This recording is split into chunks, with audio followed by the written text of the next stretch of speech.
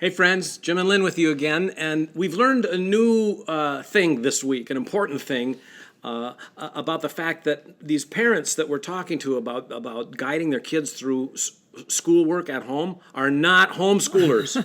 No, They don't want to be called homeschoolers. That's a different animal. it's a whole different animal. That's right. They like the term crisis schooling or remote learning or trying to help my kids with school while I'm trying to get some work done. And what we're finding and what we're hearing from a lot of parents who are in this very new sort of arrangement is that their kids are resisting their responsibility. They don't want to do their homework. They complain, they argue, they fight, they dig their heels in, and power struggles of all kinds are ensuing. And so we're going to address the question today, what do we do when our child refuses to do homework? And the first step is to just get in touch with your own anxiety. I've talked to numerous parents, like, I feel like I'm failing. And they're not. They're doing fine. They're doing amazing considering the circumstances. Yeah. Because if we're anxious, Right. Then we lead with anxiety, and that's bound to lead our kids into anxiety of their own. Right. So when we can set that anxiety aside and go, there's plenty of grace for this, it doesn't have to be perfect, then we can do three really essential things. Empathize, encourage, and then problem solve. If we try to solve the problems without the empathy and the encouragement, we're probably going to get stuck. Yeah, and empathy is all about, again, we talk about this often, but putting yourself in your kids' shoes. What's it like to be them? What are they grieving? What have they lost? What are the basic needs or stressors that they are lacking? What did it used to be that they're sad that it's not anymore?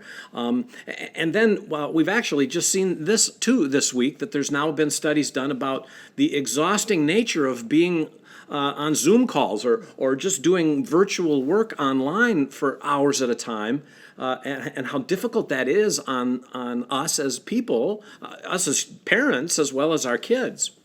Right. So we really want to get an understanding of what are our child's basic needs that are causing them to be so discouraged and to struggle so much. And so we can communicate a message, I get what it's like to be you. That's an important message. I get what it's like to be you. Then we can set out to encourage them and send a message, I see and enjoy good things in you. Yeah, and again, as a reminder, when we talk about this word encourage, I've found it helpful, and a lot of parents have found it helpful, to consider that the word encourage is really a word that means to fill someone with courage about who they are, about what it is, what they're responsible for. So using humor, affirmation, reminding kids of previous successes, fist pumps, high fives. Dwelling on all what's those good, things. not on what's not good. Then you can invite your child to problem solve and help them learn to ask for what they really need to be successful. And you can look at, what does your child naturally gravitate toward? What do they need? What picks them up? What's helpful to them? And you've coached some parents recently through this. I've heard you, and I've heard the excited reports as parents are making the transition from being more of a discourager to more of an encourager. So we've got a couple stories for you. One is a mom named Julia, whose daughter Ashley was just falling apart with homework. So Julia, instead of the usual frustrated, anxious response, grabbed a piece of paper and wrote a quick list for Ashley to choose from. Am I hungry? Am I tired? Do I need to switch subjects? Do I need something to drink? So the list wasn't about how to get the homework done. Nope. It was about understanding, empathizing with these underlying issues. Yep. Do I need ice water? Do I need break? Do I need a help? And Ashley put 4 check marks by I am tired.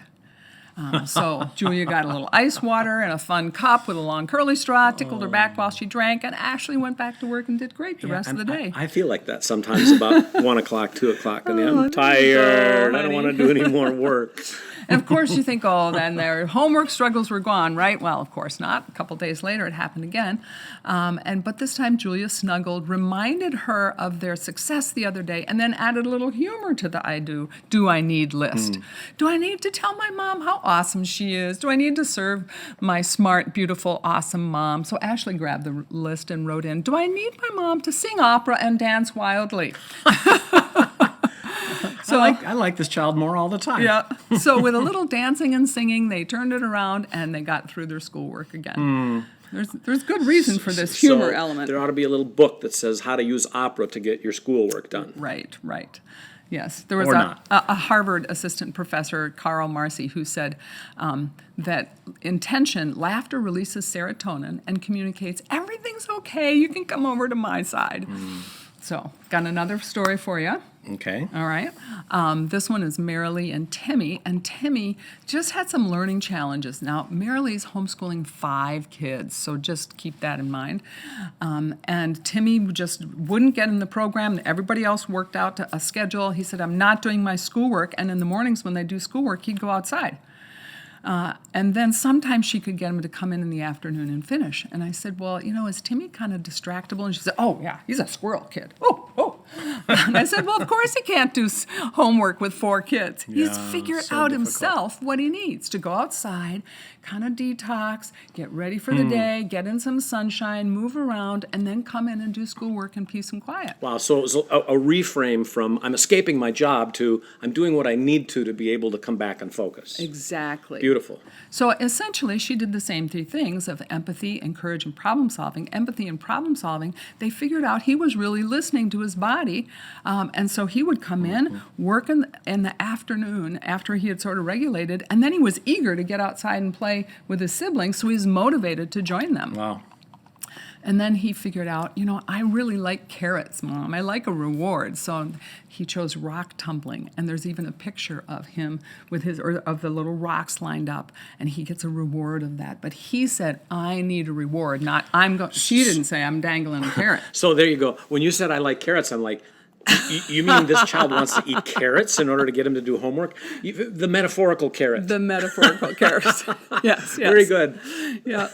You had me going there for a second. So parents, what we're suggesting is to just think about what can you do to empathize, what can you do to encourage, and then engage your child in some problem solving to help him feel or her more capable, more confident, more competent to set an unusual, unique plan.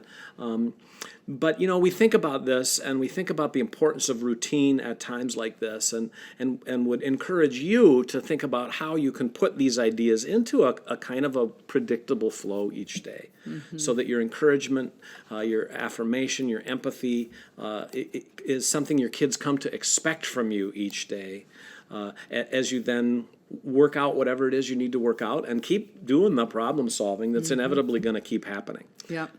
So I've interviewed a number of parents that are in the same boat that you're in, and we just have put together a list of kind of day brightener ideas from these parents at the bottom of the blog post. You can check that out.